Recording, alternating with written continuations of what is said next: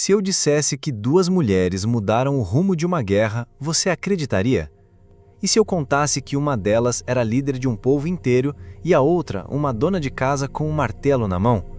Pois é, a Bíblia não economiza quando o assunto é surpreender. A história de Débora e Jael é, sem dúvida, um soco na lógica e um abraço na fé. Porque ela mostra que quando Deus decide agir, o improvável vira instrumento. E o gigante cai. Enquanto muitos estavam esperando por um salvador com armadura brilhante e um plano estratégico, Deus escolheu uma mulher debaixo de uma palmeira e outra dentro de uma tenda. Nenhuma das duas tinha perfil de heroína, mas ambas tinham o que realmente importa: foco, força, fé e uma vida de oração. E isso, meu amigo, é mais do que suficiente para virar qualquer história de cabeça para baixo. Neste roteiro, você vai mergulhar em uma narrativa cheia de reviravoltas, decisões difíceis, coragem silenciosa e vitórias improváveis. Vai se enxergar em personagens que fraquejam, mas continuam. Vai encontrar desafios parecidos com os seus e respostas que talvez você nem sabia que precisava. Porque essa não é só uma história antiga, é um espelho para quem está em meio à guerra e precisa lembrar que Deus ainda levanta Déboras e Jaés nos dias de hoje. Tem horas em que a gente se pega repetindo os mesmos erros, como se estivesse preso num ciclo que não acaba. Foi exatamente isso que aconteceu com Israel. Eles haviam experimentado a liberdade, o cuidado e os milagres de Deus, mas de repente voltaram a fazer o que era mal aos olhos do Senhor.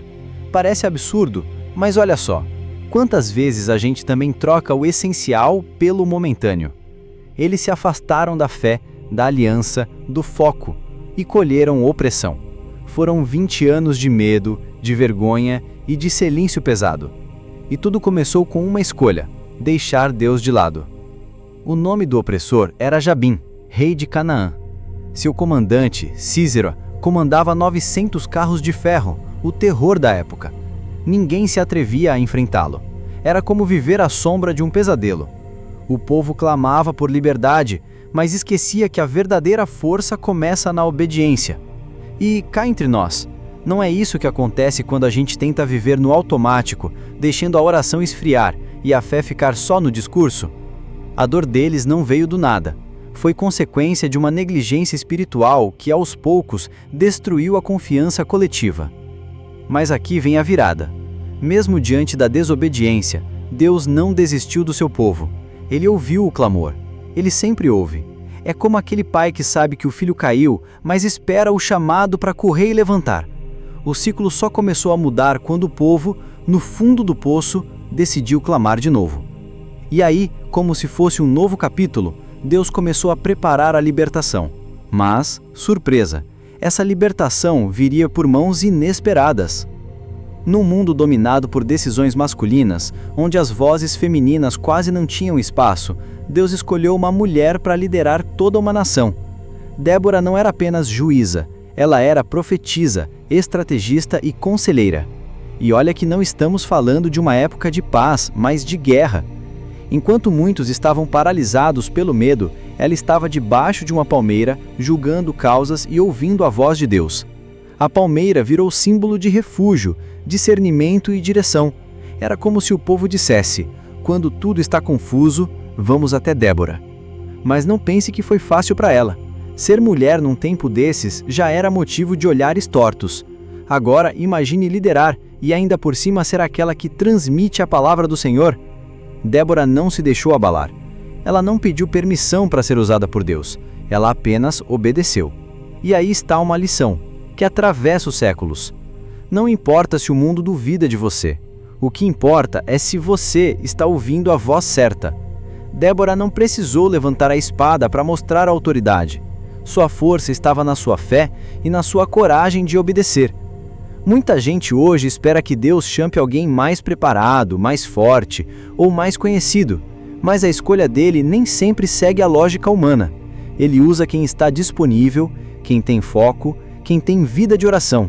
E Débora era exatamente isso, uma mulher com um ouvido sensível ao céu e um coração firme no propósito. E quando ela se levantou, algo começou a se movimentar no invisível, e o cenário inteiro estava prestes a mudar. Quando Débora chama Baraque para liderar o exército de Israel, ela não faz rodeios.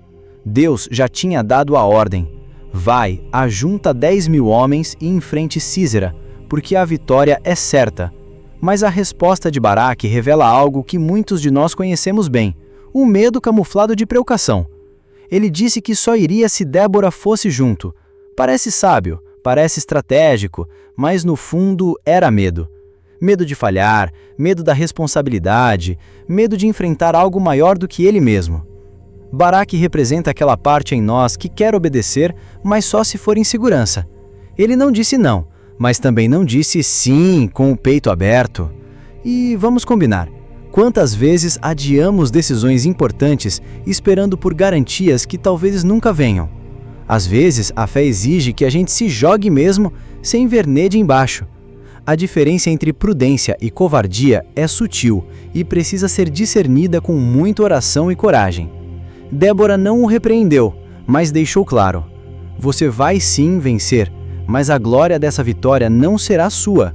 Deus entregará Sísera nas mãos de uma mulher. Esse detalhe parecia pequeno na hora, mas carregava um significado profundo. Baraque teria que aceitar não ser o herói da história. E olha que isso mexe com o ego de qualquer um. Ainda assim, ele foi, e foi com foco, porque mesmo vacilando, a fé dele se firmou no passo seguinte.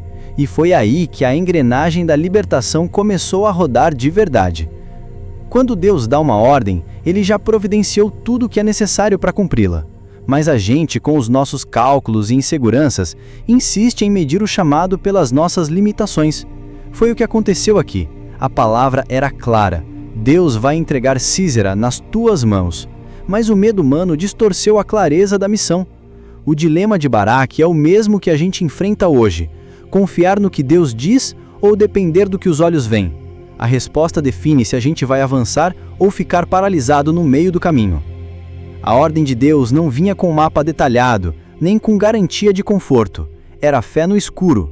Era sair com foco no que Deus prometeu, mesmo que o coração tremesse por dentro. E isso revela algo precioso. Fé de verdade não é a ausência de medo, é avançar apesar dele. Muita gente ainda acha que precisa sentir paz para obedecer, mas às vezes a obediência vem antes da paz. É o passo corajoso que ativa a calmaria no espírito. Oração não é só para pedir forças, é para lembrar quem está no comando. E aqui está o detalhe que muda tudo. Mesmo com seus receios, Baraque decidiu obedecer.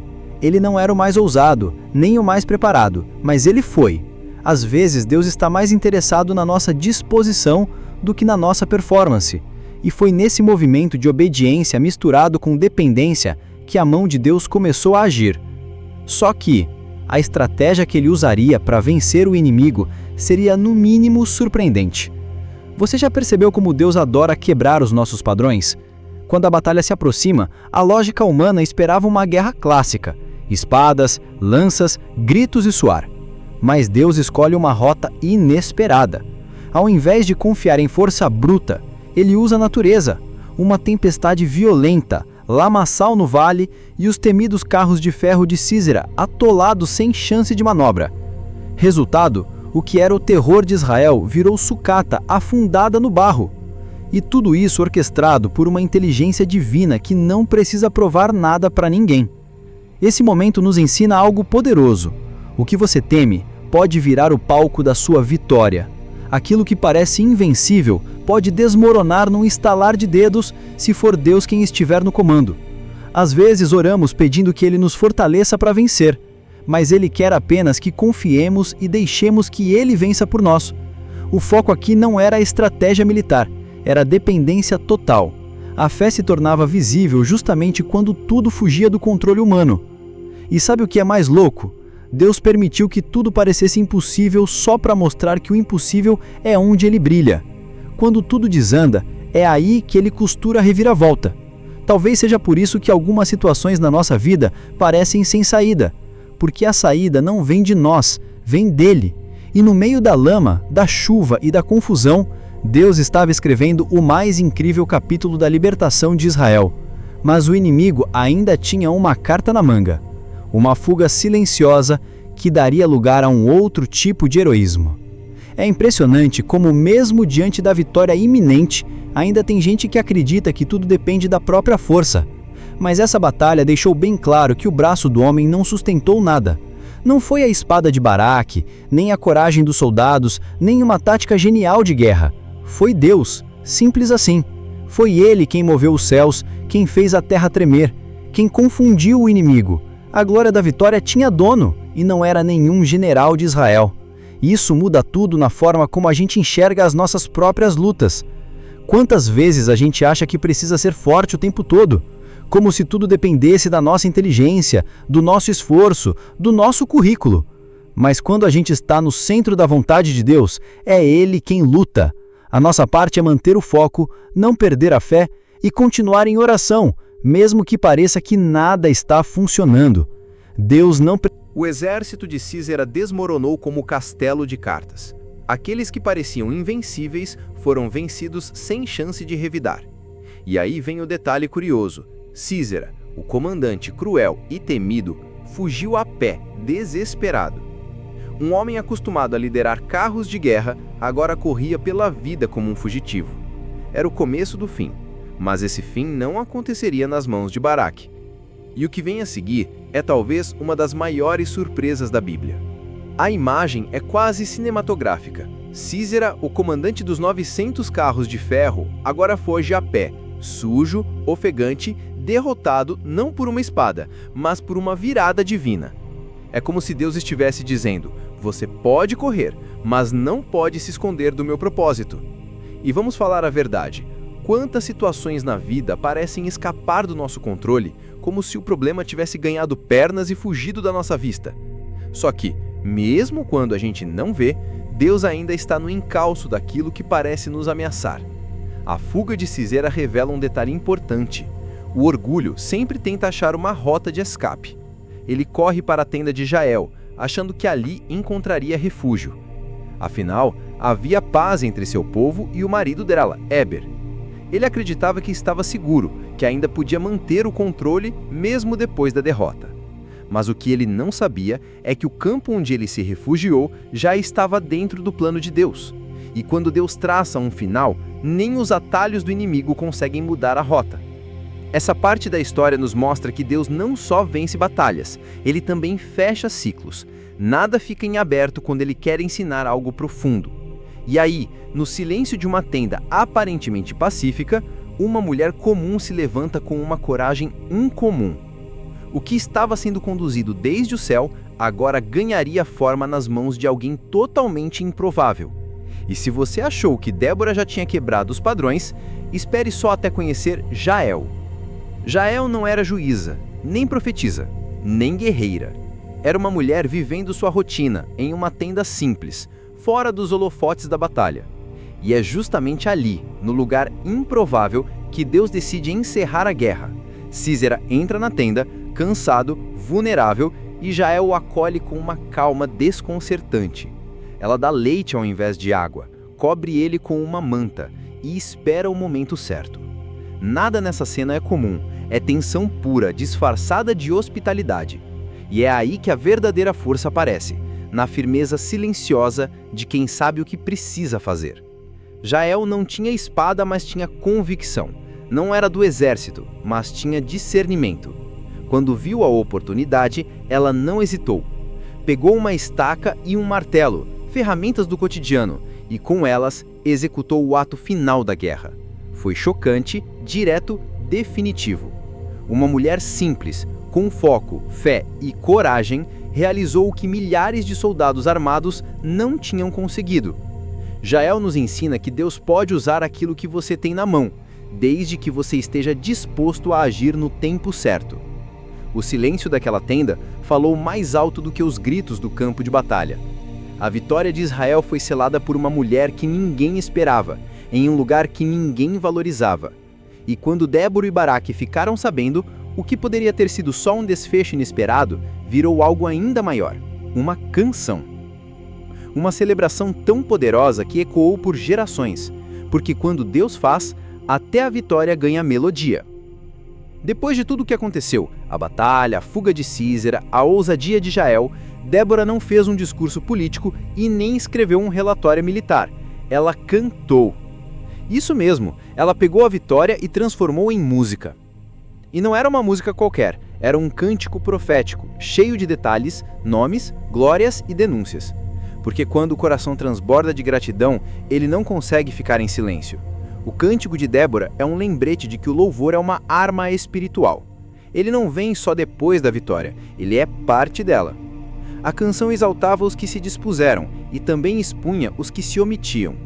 Tribos como Zebulão e Naftali foram honradas pela coragem. Outras, como Rubens e Gileade, foram questionadas por ficarem de braços cruzados. E essa parte mexe com a gente, né? Porque em toda grande batalha sempre tem quem lute e quem se esconda. A canção de Débora não foi só adoração, foi chamada de consciência. Um convite à reflexão. E você, onde estava quando Deus agiu? É forte, mas é justo. Débora entendeu que lembrar é necessário, que testemunhar é mais do que contar o que aconteceu, é dar glória a quem fez acontecer. E nesse louvor, ela mostrou que não basta vencer, é preciso reconhecer quem deu a vitória. Por isso, o cântico se tornou memória viva da ação de Deus. E ali, naquela vibração poética, ela preparava o caminho para uma conclusão poderosa. A vitória de Deus não tem a ver com títulos, e sim com disponibilidade. Se essa história nos ensinou algo, é que Deus não escolhe como a gente escolheria.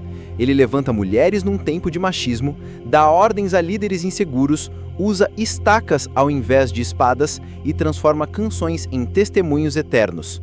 A vitória contra Císera não foi conquistada por gigantes, mas sim por gente improvável, gente de oração, gente que não abriu mão do foco mesmo quando o medo batia forte.